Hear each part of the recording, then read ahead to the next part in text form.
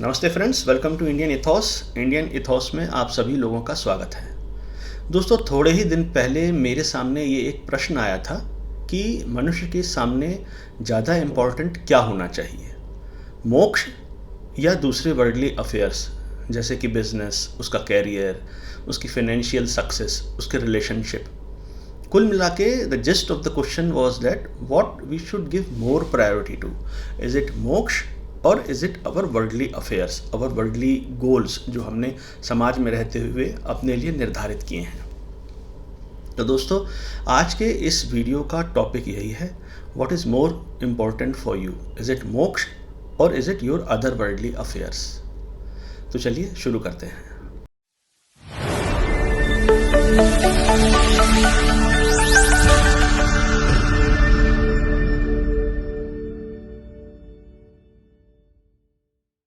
तो दोस्तों, ये प्रश्न पूछना कि आपके लिए ज़्यादा इम्पॉर्टेंट क्या हो सकता है, मोक्ष की प्राप्ति या आपके और दूसरे वर्ल्डली गोल्स हैं उनकी प्राप्ति, ये प्रश्न पूछना ठीक ऐसा ही है जैसे कि काफ़ी टाइम से लोग पूछते आ रहे थे कि आपके लिए मंदिर ज़्यादा इम्पॉर्टेंट है या अस्पताल। मेरे लिए दोनों ही इम्पॉर्टेंट है।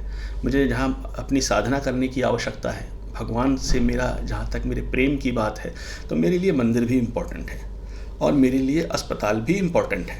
तो मुझे नहीं लगता कि यहाँ पे कोई चुनाव वाली बात है।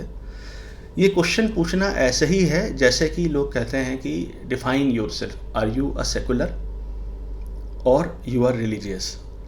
Friends, if I am a secular person, that doesn't mean that I am अधार्मिक। I can perform my spiritual practices and at the same time I can be secular also, respecting all other religions.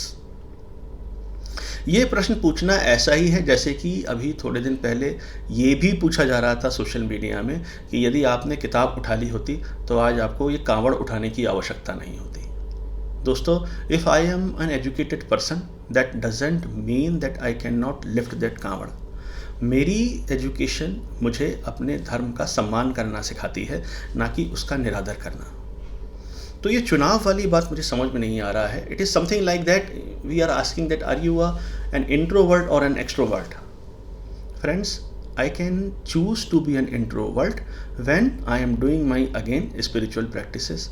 जब मैं कोई साधना कर रहा हूँ, meditation कर रहा हूँ, कोई आत्म अवलोकन कर रहा हूँ, आत्मनिरीक्षण कर रहा हूँ, उस समय मुझे इंट्रोवर्ट रहने की आवश्यकता है, अपने अंदर झांकने की आवश्यकता है। Then I am an introvert at that time.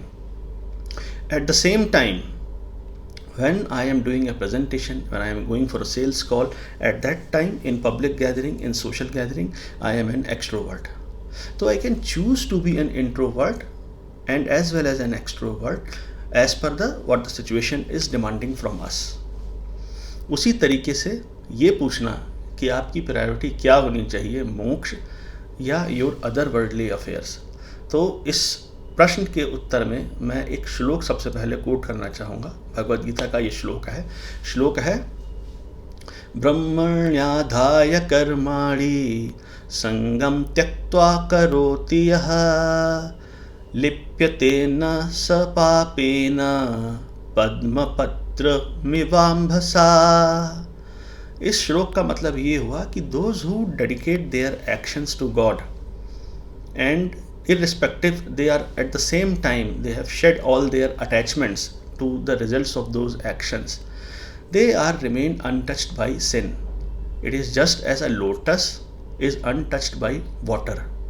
दोस्तों, जिस प्रकार एक कमल का फूल मिट्टी में खिलता है और पानी के जो ड्रॉपलेट्स होती हैं, water droplets, it is untouched by those water droplets. Similarly, we can also remain untouched by whatever is happening around us and at the same time we can even be involved in those affairs.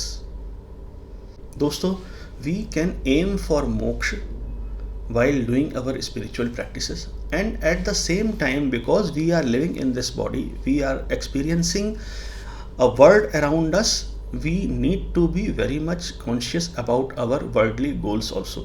Absolutely, there is no doubt about it. Both of these things can be aspired at the same time. अब it is another matter that while progressing in your spiritual journey, your desire to aim for otherworldly things automatically start diminishing. लेकिन ये बिल्कुल possible है, हमें कभी भी किसी एक का चुनाव करने की आवश्यकता नहीं है कि या तो आप स्पिरिचुअल पाथ पे जाओ या आप मटेरियल पाथ पे जाओ. Most of the people spiritual saints in India they all are grihastha, यानी कि अपने गृहस्थ जीवन में उन्होंने सारी जिम्मेदारियां अपनी निभाई और उन जिम्मेदारियों को निभाने के बाद भी they were very firm on their spiritual path. और ये जो प्रश्न है फ्रेंड्स, दिस प्रश्न I believe is the root cause why most of the parents are afraid when their son their kids they are watching their kids to incline towards some spirituality. उनको लगता है कि अब बच्चा हाथ से निकल गया है, because at the back of their mind they are thinking that either they can opt for that spiritual journey or they can be into this material journey. We can aim for our spiritual progress and at the same time we can be in this world aiming for our worldly goals, जो कि बहुत ही important हैं. हमारे पुरुषार्थ 4 प्रकार के पुरुषार्थ बताए गए हैं: धर्म, अर्थ, काम और मोक्ष. तो अर्थ और काम they are basically related to our worldly goals provided they are achieved by following the path of dharma. और इस प्रकार धर्म के मार्ग पर चलते हुए यदि हम धन अर्जित कर रहे हैं, मटेरियल सक्सेस गेन कर रहे हैं, फाइनेंशियल फ्रीडम गेन कर रहे हैं, we are building our career and as well as we are building a business at the same time, we can also aim for our spiritual progress. There is no harm in that. Our Sanatan Dharma basically advocates Abhyudaya. Abhyudaya means generating wealth for the society. We are in this cosmos, in this world, and the moment we step into this world, we start taking things from others. हमारे parents हमको feed करते हैं, हमारे शिक्षक हमको पढ़ाते हैं, हमारा कोई एम्प्लॉयर होता है वो हमको जो है he is the source of our bread and butter. So we start taking things from other people. So it is our responsibility that we should also generate wealth so that we are enabled enough to serve the society around us. तो दोस्तों, यदि आप मेरी बात से सहमत हैं तो कमेंट सेक्शन में अपनी राय ज़रूर रखिए, और यदि आपको ये वीडियो पसंद आया है तो उसको शेयर और लाइक करें.